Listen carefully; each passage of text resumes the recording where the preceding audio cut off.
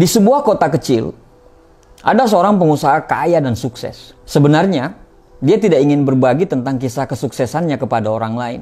Tapi karena semua orang meminta dia supaya memberikan tips kepada orang lain bagaimana caranya dia sukses, akhirnya dia mau mengadakan sebuah seminar, dan di seminar itulah dia akan bercerita bagaimana caranya dia sukses.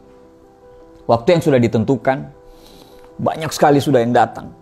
Ribuan orang yang berkumpul, bahkan mungkin ada sekitar 1000-an orang. Mereka berkumpul dalam satu ruangan. Semua orang kelihatan antusias untuk mendengarkan bagaimana caranya supaya pengusaha tadi itu bisa sukses. Mereka ingin belajar dari pengusaha itu. Panggung sudah disiapkan, mimbar sudah rapi. Akhirnya, waktu yang ditunggu-tunggu datang juga. Sang pengusaha pun naik ke atas panggung dengan membawa palu kecil. Dia berkata kepada panitia, "Tolong ambilkan batu saya yang saya bawa dari rumah di belakang panggung." Panitia pun mengangkat batu yang sebesar kepala manusia. Batu tersebut diletakkan di atas mimbar. Kemudian pengusaha tersebut mulai memukul batu tersebut dengan palu kecil itu. Tanpa bicara, dia terus memukul batu tersebut. Tok, tok, tok. Semua orang heran. Bahkan saling berpandangan. Tok, tok. Mereka bertanya dalam hati, kapan dia mulai bicara? 15 menit berlalu, dia terus memukul batu tersebut dengan palunya. Tok, tok, tok. Orang-orang mulai gelisah.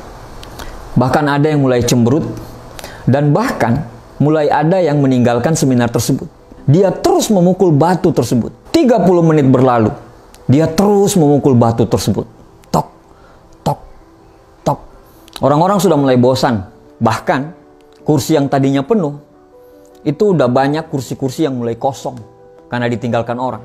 Mereka berkata, tidak ada gunanya kita berada di sini. Hanya melihat dia memukul batu tersebut. 1 jam berlalu. Orang-orang yang tadinya 1000 orang, itu tinggal setengah yang ada dalam ruangan. Tok, tok, tok, tok, tok. Dia terus memukul batu tersebut secara konsisten, tanpa bosan, dan tidak pernah berbicara. 2 jam berlalu. Di dalam ruangan yang tadinya ada sekitar 1000 orang, tinggal ada sekitar 20 orang. Dia terus memukul batu tersebut. Tok, tok, tok. Dan akhirnya selama 2 jam, tiba-tiba batu itu pecah. Semua orang yang tinggal, yang sekitar 20 orang tadi dalam ruangan itu, terdiam. Mereka tidak mengerti apa maksud sang pengusaha tadi. Akhirnya pengusaha mengambil mic dan kemudian berbicara. Kenapa saya bisa sukses? Karena saya konsisten. Kalau Anda mau sukses seperti saya, Anda harus konsisten dengan apa yang Anda lakukan. Tidak peduli apa kata orang. Tidak peduli berapa banyak orang yang akan meninggalkanmu. Tidak peduli seberapa lelahnya dirimu. Kalau kamu mau sukses, kamu harus konsisten. Dia bertanya lagi kepada orang yang hanya sekitar 20-an orang dalam ruangan tersebut. Tadi saya memukul batu tersebut ada sekitar 1000 kali. Kira-kira menurut Bapak Ibu, di pukulan keberapa saya bisa menghancurkan batu tersebut? Secara kompak mereka menjawab, di pukulan ke-1000, Pak. Dia tersenyum dan mengatakan, tidak. Yang menghancurkan batu tersebut adalah pukulan pertama sampai ke pukulan ke-1000.